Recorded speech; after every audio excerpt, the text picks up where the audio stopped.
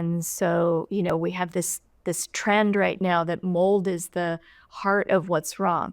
Is it mold, or is it because your body is set up with such significant amount of biofilm that you can't break free of the mold that you should be detoxifying from? We take some of these foods that get mass produced and shipped overseas, and we don't realize, we think mold is something we're exposed to environmentally. Some of the highest concentration of mold is in coffee. And so people don't take the time to investigate whether or not the food they're eating is going to harm them or not. Seafood, it's so vulnerable to going bad. And so seafood is very high histamine unless you're buying it like really fresh, like from the dock fresh. And so it doesn't have to have anything done to it. It's a food that doesn't have to be adulterated, but just in the movement of it.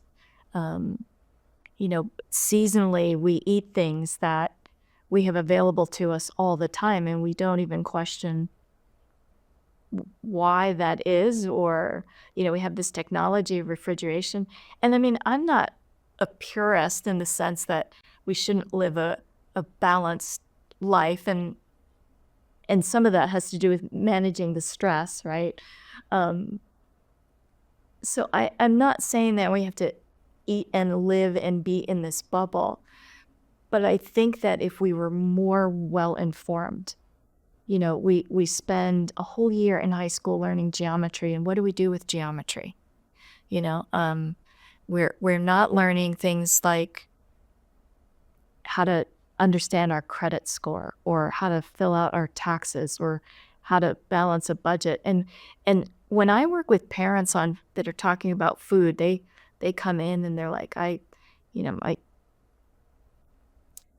think my child needs to be tested for certain things.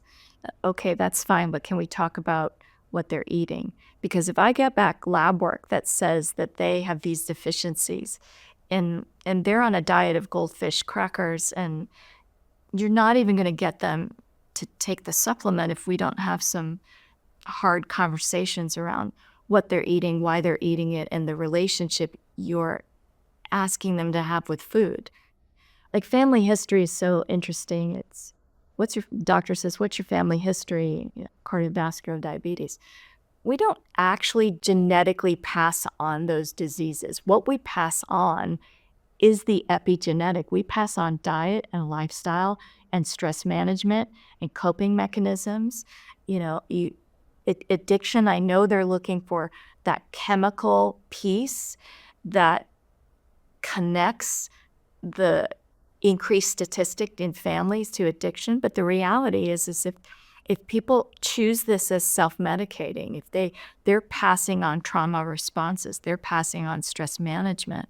And so it's more likely that someone's family history is rooted in their relationship with food. And those strategies are free, and they're not complex, but we start down a path, and it may be like we're multiple generations into eating processed food.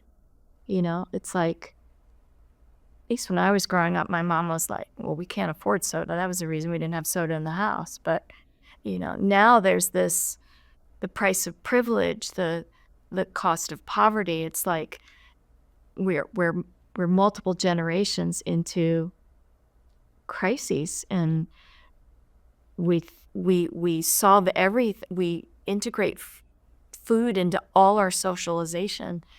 It's everywhere. It's in church now. It's in sporting events. It's everywhere we go. This food is integrated. And so it's tangled into the pleasure centers, and we're not having conversations. It's like we don't have constructive conversations about what's hurting our kids.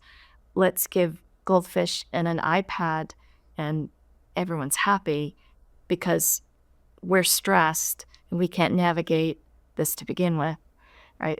And that's the generational gap. That's what we're doing to each generation, and we're setting them up for more and more complex problems and more complex.